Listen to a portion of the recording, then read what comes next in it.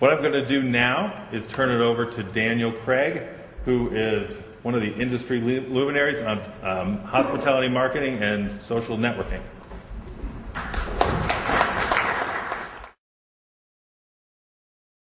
So what is reputation management? What comes to your mind when you hear the term reputation management? Give me a word, a phrase. Trust. Trust. Good word.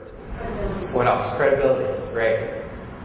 Repeat business. Repeat business. Absolutely. Oh, sorry? Loyalty. All right. All of those definitely fall under reputation management. And here's a definition that I like. The process of tracking, recording, and reacting to feedback and opinions about a company and its people, products, and services.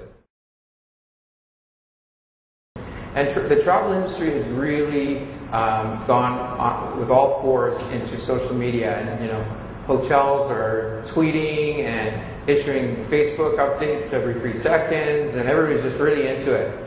And I think they're wasting a lot of time. And I think they're spending a lot of time on social media to the neglect of where the action is really taking place on online review sites, because that's where the decisions are being made. People are on Facebook. Usually you're there to socialize. When you're on TripAdvisor, you're shopping. Brian mentioned earlier that as hoteliers, we kind of lament the loss of control we feel over what is being said about us. So online reviews, people are saying things about us, and sometimes it's not very pleasant, and sometimes it's not true.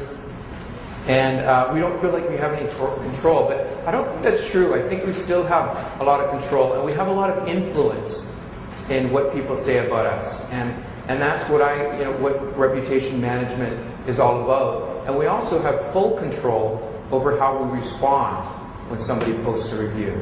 So we need to accept that the playing field has changed and make the most of it. And in its simplest form, by managing our reputation, we have an option of creating a cycle of positivity or a cycle of negativity.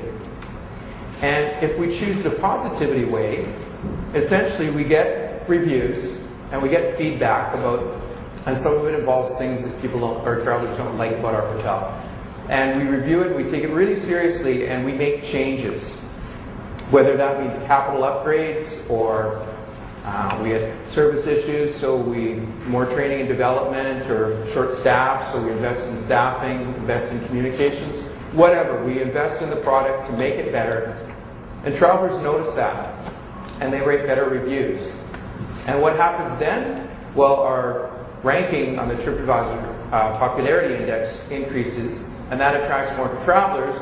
We get more guests, and they give us more revenue, which frees up more money to make even more improvements. So we perpetuate this cycle of positivity. It does require buy-in at all levels, because you need people on that team who understand this, that have the authority to approve investments in your capital upgrades or whatever it is. So I thought I'd Brian touched on this a bit, but talking a bit about responding to reviews. I get asked about this a lot, and people aren't responding, and I always say, well, if somebody came to the front desk and to register a complaint, as a manager, would you go out the back door, or look busy, hope they go away? No, they're not going to go away, and it's only going to get worse. So you deal with it, right? And so I don't understand why things are different when it comes to online reviews, except for the fact that now it's not just you and the guest. It's you and the guest and an entire online community, people listening in. So you commit to responding.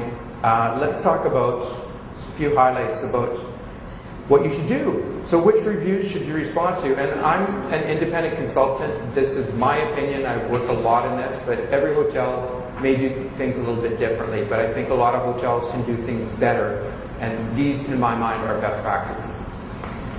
So which reviews should you respond to? I think you should respond to most negative reviews, and occasionally to the positive reviews. Some properties respond to all positive reviews. It gets a bit repetitive. It's like, oh, thank you for recognizing our brilliance, over and over and over again. Like, respond to the occasional one to show you're listening and to highlight something that they've said that you want others to draw attention to it, and to reinforce the positive, but don't feel obliged to respond to every review. What should you say? Not much, really. Thank them. Whether it's bad, negative review or positive, thank them for taking the time to actually write a review, and apologize if something went wrong, and explain. And explain, it doesn't mean make excuses. It means really tell them what you've done to resolve the issue. Because again, you're speaking to the entire travel community and you're setting expectations for other travelers. So you want to be as transparent as possible.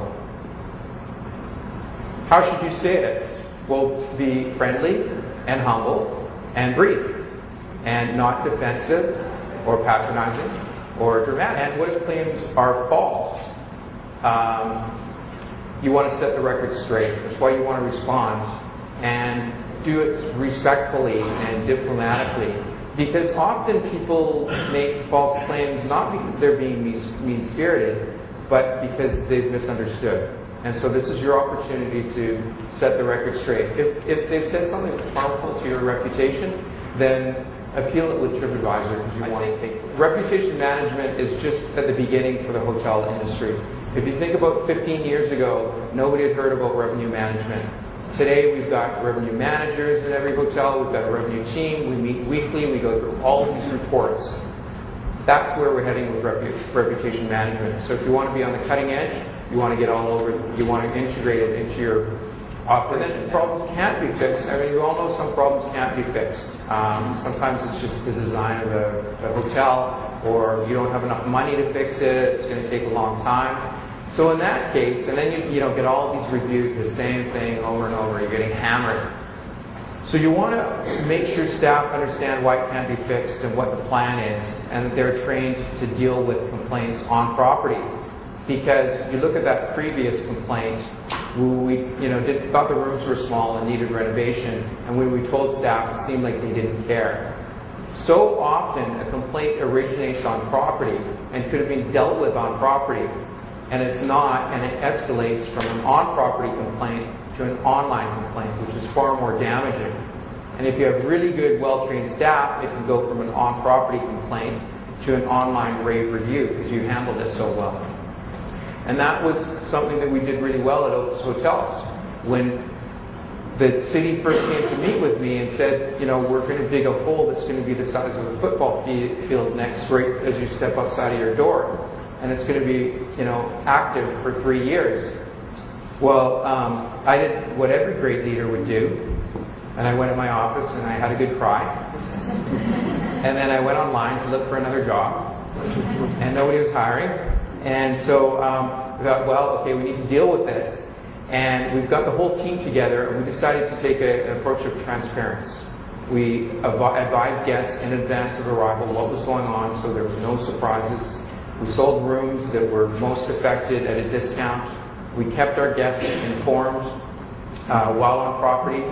And when they complained, which they still did complain, we handled it really well, and we made it up to them. So once in a while we got complaints online about the construction, but more often than not it was someone saying, wow, there's construction going on next door, but those guys are awesome. This is what they did for us. Recognize and reward staff for giving feedback. Again, making sure every staff member understands that they have a role to play in your reputation, and when they do work hard and it is acknowledged in an online review, you publicly acknowledge that, and ideally you reward them to incent them to continue to be remarkable. And remarkable takes on new meaning in the age of social media. It means worth remarking about. So you want to be so exceptional that your guest thinks, wow, I want to share that with my friends, my social media network, TripAdvisor. And all of this will work to create a perpetual cycle of positivity, so you can get your online reviews working for you.